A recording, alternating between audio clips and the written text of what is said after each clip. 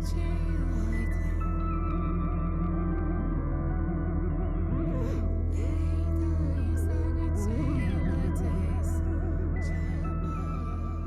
à tous, bienvenue sur ma chaîne Ga. Je suis Gaëlle, je suis Canal.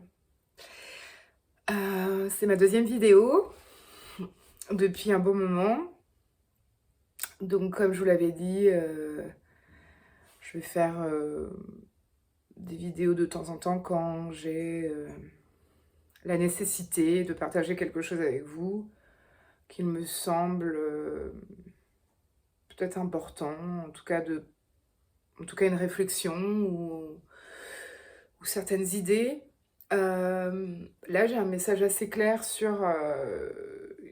qui est aussi en lien évidemment avec mon expérience personnelle, qui est liée au lâcher-prise et à des énergies aussi du moment qui sont liées à la clarté, la clarification, la transparence.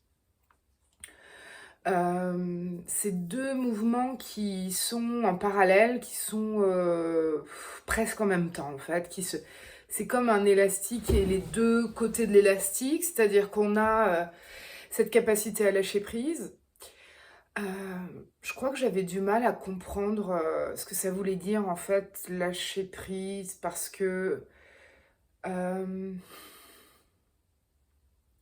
c'est pas simple à conceptualiser en fait, parce que rien que le fait d'y penser, on ne lâche pas prise puisqu'on essaye de conceptualiser ce que c'est que de lâcher prise. Donc évidemment, c'est pas dans le mental que ça se passe, c'est dans le cœur, mais c'est aussi très énergétique, c'est-à-dire que je peux prendre l'exemple des vidéos. Je me rendais pas compte que je freinais, je tenais tête à ne pas faire ces vidéos alors que ça fait depuis 2019 que j'entends ça dans ma tête, dans mon cœur, et que j'arrivais pas, ou que ça a été très compliqué, que mon mental prenait le dessus, et finalement, en faisant la première vidéo et en me disant voilà, je la fais, et puis j'arrête de me poser des questions, j'ai senti quelque chose d'énergétique relâché. Je le fais en même temps, je souffle en même temps. Et il y a comme un soulagement. Et là, j'ai pris conscience. Je me suis dit, ah, mais c'est ça, le lâcher-prise. C'est quand on lutte.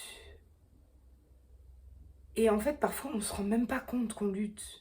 On ne se rend même pas compte qu'on est en train de lutter. C'est au moment où on lâche qu'on se dit « Ah, mais en fait, j'avais une idée obtuse sur quelque chose. Je ne voulais pas en démordre. Non, c'est comme ça, c'est comme ça. » En fait, on est tellement persuadé que c'est cette voie-là qu'on ne la remet pas en question. C'est presque comme une croyance limitante, j'ai envie de dire.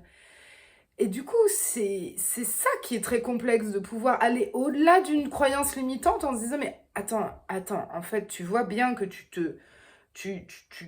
te cognes la tête à chaque fois, et pourtant tu continues dans ce sens-là. » Donc,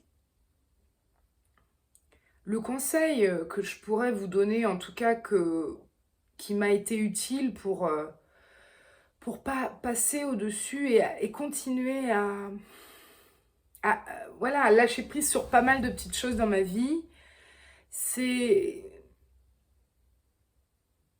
en fait, c'est de voir que toutes les choses qui semblent compliquées, qui ne sont pas fluides, où ça bloque, c'est difficile, on n'a pas envie d'y aller, il y a quelque chose qui ne fonctionne pas,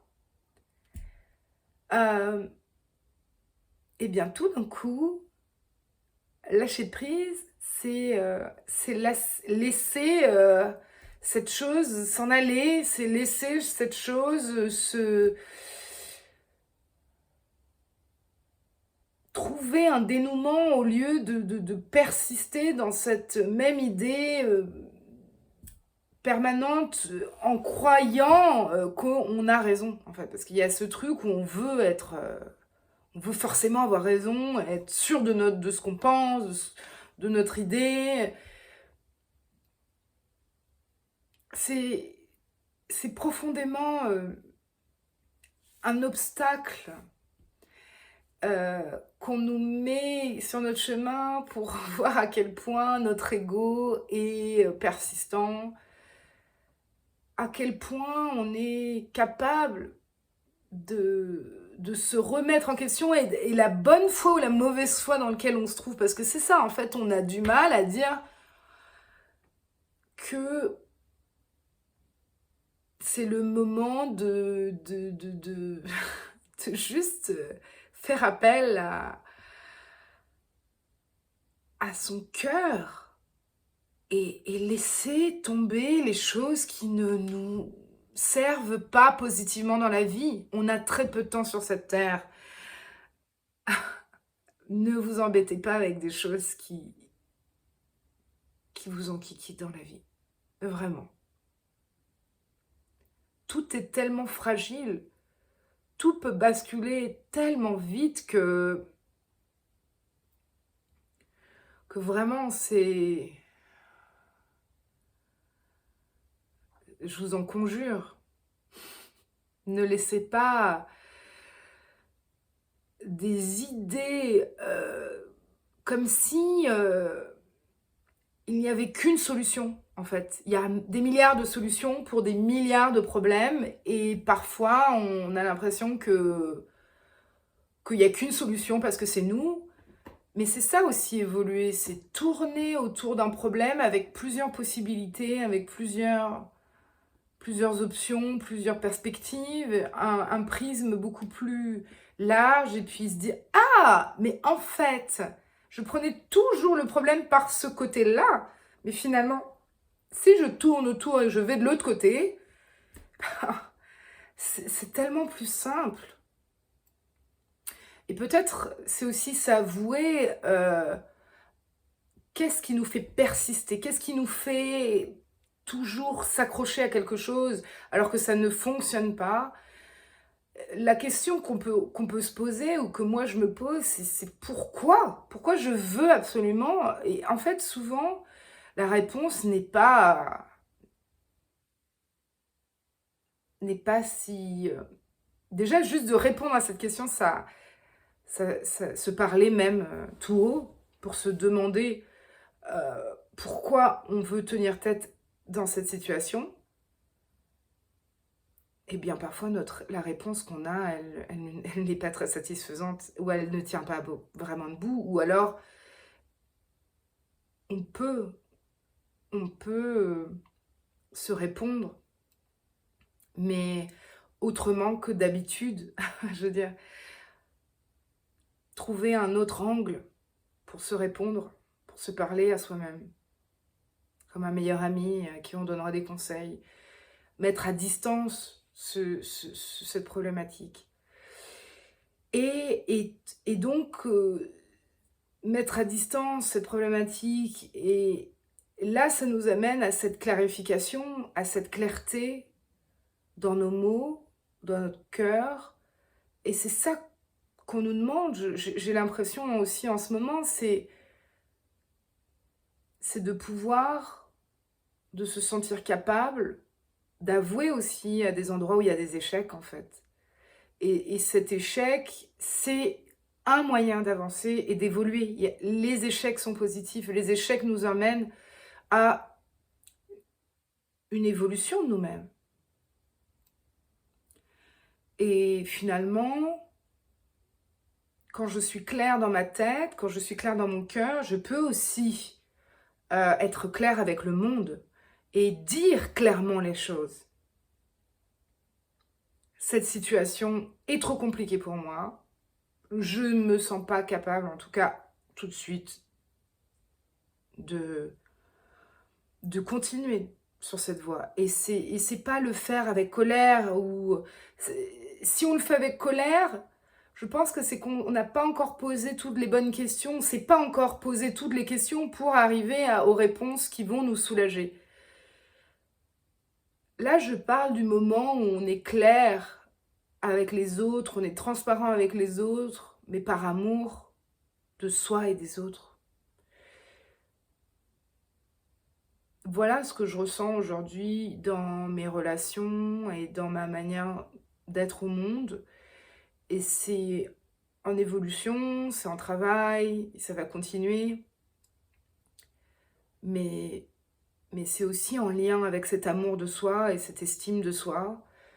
C'est en lien aussi avec ce respect que je m'apporte, c'est-à-dire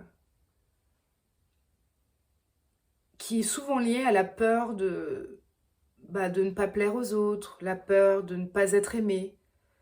Et finalement, quand on dépasse cette situation de manquer d'amour, d'une certaine manière, c'est parce que on s'apporte assez d'amour pour que d'une certaine manière, ça équilibre l'amour que les autres ne nous donneraient pas ou nous donneraient. Parce que finalement, plus on est clair avec nous-mêmes, plus on se respecte, plus les autres nous aiment. Finalement, c'est l'inverse. Donc, c'est une peur qui est bien sûr liée à un instinct de survie, qui est tout à fait essentiel, qui est tout à fait primaire, mais qui finalement mérite parfois d'être revu parce que il y a toujours des gens qui nous aiment. En fait, on ne le voit pas forcément. Parfois, on ne le voit pas. Parfois, on ne reconnaît pas l'amour partout. Ça, c'est une autre étape, et puis ce sera sûrement un autre sujet entre nous, si vous avez envie. En tout cas, je vous remercie pour vos commentaires chaleureux qui m'ont fait beaucoup de bien. Et je suis vraiment heureuse de pouvoir partager ces moments de discussion avec vous. Ça me fait énormément de bien. Et j'espère que ça vous apportera aussi du bien et peut-être des réponses. En tout cas, on réfléchit ensemble. Et puis, je vous embrasse tous. J'embrasse aussi ma sœur chérie, euh, que j'aime énormément aussi, Audrey, qui m'a aidée à arriver là aussi, en fait. C'est, c'est un être merveilleux, qui est si généreux, qui est incroyable, unique. On est tous uniques. Mais Audrey Parisot, c'est quelqu'un que j'admire parce que elle, elle donne tellement et elle est si généreuse que c'est un exemple à suivre. Et c'est en la suivant, en écoutant ses conseils, en écoutant et en suivant ses formations. Pour être clair, j'ai vraiment suivi les formations très sérieusement et ça m'a guidée à aujourd'hui, à ce que je suis aujourd'hui et je suis très reconnaissante. Et voilà, donc je voulais aussi partager ça avec vous. Je vous embrasse très fort et je vous retrouve pour une nouvelle capsule très vite. À bientôt!